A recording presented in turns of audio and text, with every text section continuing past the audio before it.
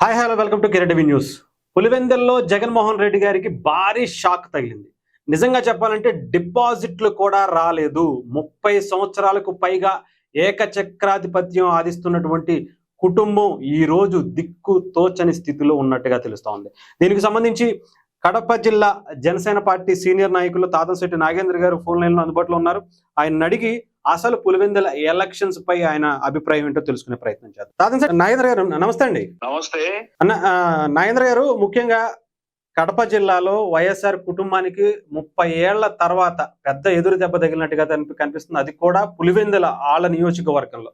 ఎలా చూస్తారు? ముఖ్యంగా ఈ విజయాన్ని ఎలా మీరు విశ్లేషిస్తారు? సరే, ఇప్పుడు రాష్ట్ర ప్రజలందరికీ కడప జిల్లా అంటే పులివెందుల అంటే పులులు సింహాలు అని చెప్పుకొని బయట పబ్లిసిటీ చేసి ఉండే వాళ్ళందరికీ ఒకటే, ఒక ప్రజాస్వామ్యబద్ధంగా ప్రజల తరపున ప్రభుత్వం నిలబడి ఎలక్షన్ జరిగితే వాళ్ళ పరిస్థితి ఏంది అనేది తెల్లంగా తెలిసిపోయింది కదా సార్. ఎంత స్వచ్ఛందంగా అంటే మీరు మీ మీ మీ మీ సైన్యాన్ని వేసుకొని పక్కన రౌడీయిజం గూండాయిజంతో దౌర్జన్యం చేయాలని చూసారే గాని, ఒకవేళ నిజంగా ప్రజాస్వామ్యయుతబద్ధంగా ఎన్నికలు జరిగితే మీకు డిపాజిట్ కూడా రాదు. ఇది ప్రజలు మిమ్మల్ని మీ ఊర్లో గాని మీ ఇంటి పక్కన గాని చూసే పరిస్థితి అని తెలుసుకునింది. అసలు ఇక్కడ ఈ ఎన్నికల్లో నన్ను అడిగితే ప్రకటించిన రోజు నుంచి సాయంత్రం నుంచి కూడా ఎక్కువ హడావిడి చేసింది వైసీపీ వాళ్ళే. ఇద్దరు ఒంటిమిట్ట, ఇద్దరు పులివెందుల. అంటే వీళ్ళు ఇంకా సర్దుకోక ముందే ఎట్లొస్తారో చూద్దాం అన్నట్టు. నాకు తెలిసి 2 నియోజకవర్గాల్లో గెలిచిన వాడు ఎవడు తిరగల. అంటే రాజంపేట ఎమ్మెల్యే మా అమర్నాథ్ రెడ్డి తప్పదు కాబట్టి ఆయన కాన్స్టిట్యున్సీ చెప్తే ఇంకంతా స్క్రాబ్. ఎవరైతే ఓడిపోయినాడో, ఈ ఓటమి చెందిన చెత్తగా ఓడిపోయిన ఈ నాయకులంతా కలిసి వీళ్ళే బాగా లేసుకొని పంచుకున్నట్టు అధికా జరిగిపోయింది. ఇది పబ్లిసిటీ అంతా ఇలా మంది మార్బలాలను వేసుకొని వచ్చి జగనన్న ప్రతాపం చూస్తారు, అది ఇది ప్రజలు ఇట్లుండారు అట్లుండారు. ఇప్పుడు మొన్న ఎలక్షన్ లో కూడా మమ్మల్ని రానివ్వడం లేదు అనేటివి కూడా అన్ని ఫేక్ వీడియోలే.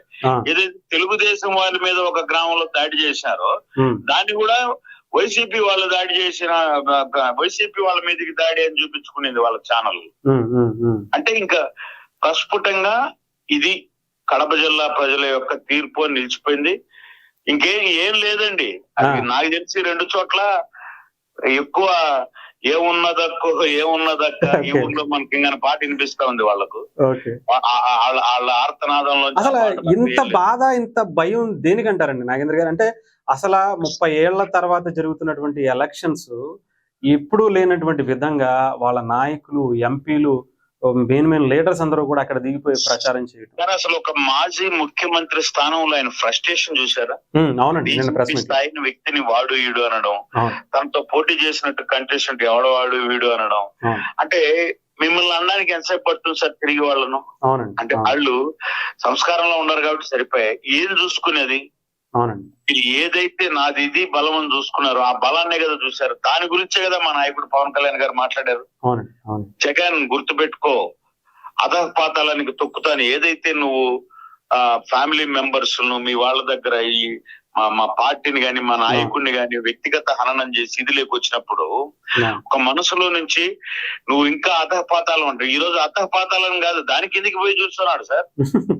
ఏముంది సార్, ఇంకా 638 ఓట్లు నువ్వు రూరల్ మండలంలో పెడితే 600 మంది ఓట్లు, 10,000 ఓట్లలో నీకు వచ్చింది 638 ఓట్లు. అంటే ఇంత వ్యతిరేకత ఉందంటారండి అసలు పులివెందుల్లో? జగన్మోహన్ రెడ్డి గారు నేను తోపు తురుము అని చెప్తున్నా నియోజకవర్గం. నన్ను అడిగితే ఇప్పుడు ఇంతటి ఘన విజయానికి కారణం ఎవరు అంటే, ఇది నేను ఒక కొత్త కోణంలో చూస్తున్నా ఈ విజయాన్ని. ఎవరైతే పులివెందుల ఒంటిమిట్టలో వైసీపీకి ప్రచారం చేశారో వాళ్లే ఈ ఘన విజయాన్ని ఇచ్చారు. 100%, నో డౌట్. ఎవడైతే ప్రచార బాధ్యతలు తీసుకున్నారో, ఎవడైతే అత్యధికంగా మాట్లాడారో, ఎవరైతే వీళ్ళందరూ కూడా జగన్మోహన్ రెడ్డి ఓడిపోవాలనే కోరుకున్నారు సార్. మీకు చెప్తున్నా, నేను వాళ్ళు ముందే ప్లాన్, ఇది ఓడిపోతాడు, మనం ఓడిపోవాలి, మన కార్యకర్తలు ఏంది తెలియాలని, ఓడిపోవాలి అని కూడా మాట్లాడుకున్నారు వాళ్ళు ప్రచారాల్లో. ఈయనకు రావాలి, ఈయనకు మన గురించి తెలియాలి, లేదంటే ఈయనకు అన్ని అర్థం కావాలి అంటే ఓడిపోవాలి అని కూడా మాట్లాడుకున్నారు. కాబట్టి ఎవడో గెలవాలనే ఇక్కడ చేయలే వైసీపీ నాయకుడు. వాళ్ళకి తప్పదు కాబట్టి వచ్చి మనం ఏం చేస్తాం, మనం గట్టిగా చేసినట్టు పోలీసు వాళ్ళ ముందుకు పోయి కొద్దిసేపు అరుద్దాం. వాళ్ళు తిరగబడక ముందే వెళ్ళిపోదాం, ఇది వాళ్ళ ప్లాన్. కాబట్టి ప్రజలు ముఖ్యంగా సార్ ఎన్డీఏ కూటమిలో ఇదైతే వాస్తవం నేను చెప్తున్నా. జనసేన, బీజేపీ లేదంటే టీడీపీ అంటే ఒకవేళ కార్యకర్తలు, నాయకులు వీళ్ళ మధ్య ఏదైనా చిన్న అది కూడా చిన్న ఫ్లక్చుయేషన్స్ ఉండొచ్చేమో కానీ ప్రజలకైతే 100% ఎన్డీఏ కూటమి మీద హ్యాపీగా ఉండరు సార్. అంటే మీరు మనం పోయి మేము కూడా ప్రచారంలో పాల్గొన్నాం ఒంటిమిట్టలో. రూరల్ చింతరాజుపల్లి, మరగొడపల్లి, బోనలపల్లి, అక్కడే తిరిగాం కదా. అక్కడ వాళ్ళు మనం ఒక పథకం పేరు చెప్తే వాళ్ళే చెప్తున్నారు సార్. అంటే మీకు దీపం పథకం వచ్చిందయ్యా, దీపం పథకం వచ్చింది, తల్లికి వందనం వచ్చింది, రైతు భరోసా వచ్చింది, ఇంకా 15th రాలేదు కదా, రేపు నుంచి మాకు బస్సు కూడా ఫ్రీ అని వాళ్ళు అంటే ఎంతో అవేర్నెస్, అవగాహనతో ఉండరు. అంటే పరిస్థితి ఏంటంటారు? చిన్న రచ్చ ఉన్నా ప్రజలైతే ప్రశాంతంగా ఉండరు సార్ ఈ గవర్నమెంట్ లో. ఒంటిమిట్ట పరిస్థితి ఏంటంటారు? అక్కడ ఎలా ఉంటది అంటారు రిజల్ట్? అంటే పులివెందుల్లోనే ఎలా ఉంటే ఒంటిమిట్ట డెఫినెట్ గా పాజిటివ్ గానే ఉంటది అనిపిస్తుంది. పులివెందుల కంటే ముందు ఒంటిమిట్ట అయిపోయింది సార్. అయిపోయిందా సార్ ఒంటిమిట్ట? ఇంకా 100% ఒంటిమిట్ట కూడా విజయం సాధించేసింది. అఫిషియల్ గా అనౌన్స్ చేయాలేమో కానీ రెండు క్లీన్ స్వీప్ సార్. ఎందుకంటే అక్కడ కూడా చాలా దౌర్జన్యం చేసి అక్కడ కూడా చాలా చేయాలని చూశారు. అసలు ఫస్ట్ ఒంటిమిట్ట నుంచే స్టార్ట్ చేశారు. విడగొట్టుకుని ఈ ఊర్లలోకి రాకూడదు అనేటట్టు వాళ్ళ పాత పద్ధతులను అని చెప్పి.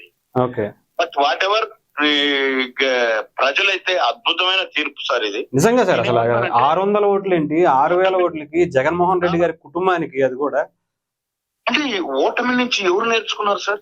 151 నుంచి 11 కంటే ఘోరం కాదు కదా ఇది. అవునవును. ఆ రోజు కూడా మీరేమి నేర్చుకోలేదు కదా, అంటే నేర్చుకోలేదు. మీ మాటలు మళ్ళీ పెరిగినాయి. అంటే 150 అదేదో ప్రజలు తప్పు చేసినట్టు ప్రజలకు మేము ఇచ్చిన ప్రజలను తిట్టడం మళ్ళీ కానీ ఓటమి నుంచి ఏం సమీక్ష. ఇప్పుడు మమ్మల్ని 2 చోట్ల ఓడిపోయారు మీరు అన్నారు. గాజువాక, భీమవరం. ఎస్, శిరసాహించాం ప్రజల తీర్పును, గౌరవంగా తీసుకున్నారు. కానీ ప్రజలను వదలలేదు మేము. ఈ రోజుకు శిరసాహించి ఓకే ఇంకా ఏం చేయాలని చెప్పి ప్రజలకు అండగా ఉంటే ఈ రోజు 100% రిజల్ట్ ఇచ్చినారు. అట్లా మీరు ఏ రోజు మీరు ఒక రివ్యూ గానీ మీరు ఒక విశ్లేషణ గానీ చేసుకోవాలి. మీ ఓటమి ఎందుకు ఇంత ఘోరమైన ఓటమి వచ్చిందని వైసీపీ పార్టీ ఏ రోజు వాళ్ళు చర్చించుకోలే. ఈ రోజుకు ఆయన ఏదో ఇప్పుడు వస్తాడు, ఒక ప్రెస్ మీట్ పెడతాడు, 1 గంట ఫ్రస్ట్రేషన్ చేస్తాడు. అదేందో మైసూర్ పాక్ లో మైసూర్ లేనట్టు ఆయన ప్రెస్ మీట్ లో మనకి ఎవరికి జర్నలిస్ట్ కనపడరు. మిగతా మీరు చూస్తే అంటే వాస్తవాలు మాట్లాడుకుంటే ఏ జర్నలిస్ట్ కనపడరు. ఆయనకు అనుకూలంగా ఉండే వాళ్ళని 4-5 క్వశ్చన్ రెడీ చేసుకుని పెట్టుకుంటారు. ఆ అనుకూలమైన వాళ్ళు కూడా లైవ్ లో మనకు కనపడరు సార్. అవును. ఎవరు వాళ్ళే అడుగుతారు. సజ్జల రామకృష్ణారెడ్డి అడుగుతాడేమో అవతల కూర్చొని ప్రశ్న. ఏదైనా కానీ నిజంగా అధాపాతాళానికి తొక్కడం అంటే 11 వరకు చూసాం, కానీ మరీ పులివెందుల్లో కూడా తొక్కేస్తారా అని అయితే ఎవరు ఎక్స్పెక్ట్ చేయలేదు. అంటే ఇవన్నీ ఎట్లుంటాయంటే సార్, మనం వాస్తవాలు మాట్లాడుకుంటే గెలిచిన ఆ ప్రజలు ఇచ్చిన తీర్పును ఏం చేసుకోవాలో తెలియక ఆ గెలిచిన తీర్పును వీళ్ళు ఫస్ట్ స్టార్ట్ చేసిందే కుప్పం మీదకి పోయారు. ఎన్ని చేసినా కుప్పం అయితే గెలిచాడు కదా ఆయన. అవునండి.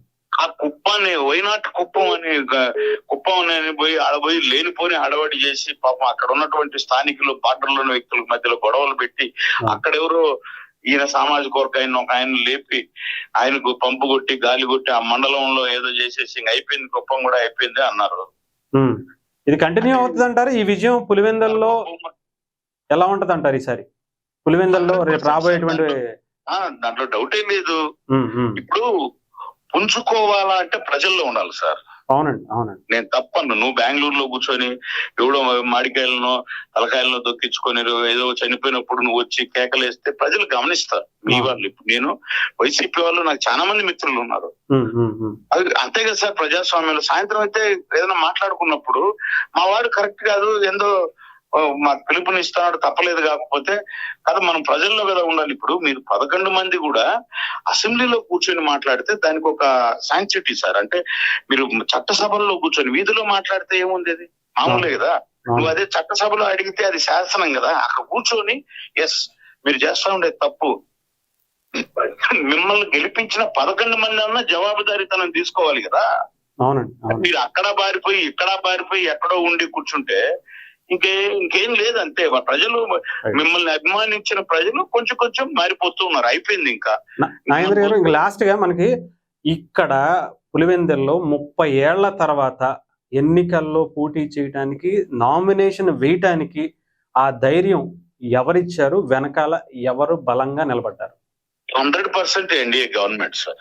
దాంట్లో డౌట్ లేదు. ఓకే. ఎన్డీఏ గవర్నమెంట్ చిత్తశుద్ధిగా పనిచేసింది. రెండోది, పోలీసులు కూడా బాగా పనిచేశారు. అంటే వాళ్ళ దృష్టిలో పోలీసులు పచ్చ చొక్కాలు అవన్నీ అంటారు కానీ వాళ్ళు చేసినప్పుడు గుర్తురాలే. కడప జిల్లాలో వాళ్ళు చేసిన ఈ స్థానిక జెడ్పీటీసీ, ఎంపీటీసీ ఎన్నికల్లో మేము కనీసం బూతులే పోలేకపోయారు సార్. పోయినోడు ధైర్యంగా మలాంటి వాళ్ళని దూరిపోయి వేస్తే దాన్ని మళ్ళా చల్లదు అని చించేశారు. అంటే వాళ్ళే సంతకం పెట్టుకున్నారు. అంటే మేము ఇప్పుడు ఫర్ ఎగ్జాంపుల్ సుబ్బయ్య అనే నామినేషన్ ఉంటే సుబ్బయ్య నేనే అని చెప్పి ఎత్తుకొని పోయి వాళ్ళదే ఒక కార్డు చూపించి తయారు చేపించి దొంగ కార్డు ఆడే సంతకం పెట్టి అయిపోయింది. ఇట్లా ఎన్ని మార్గాలు ఉంటే అన్ని మార్గాల్లో దౌర్జన్యం చేసినారు. బట్ అంటే ఇది వాళ్ళు బూమరాంగ్ అయింది. వాళ్ళ కర్మ ఫలితం వాళ్ళే అనుభవిస్తున్నారు. నేననేది ఎప్పటికైనా ప్రజాస్వామ్యంలోకి వచ్చేది ప్రజలు సార్.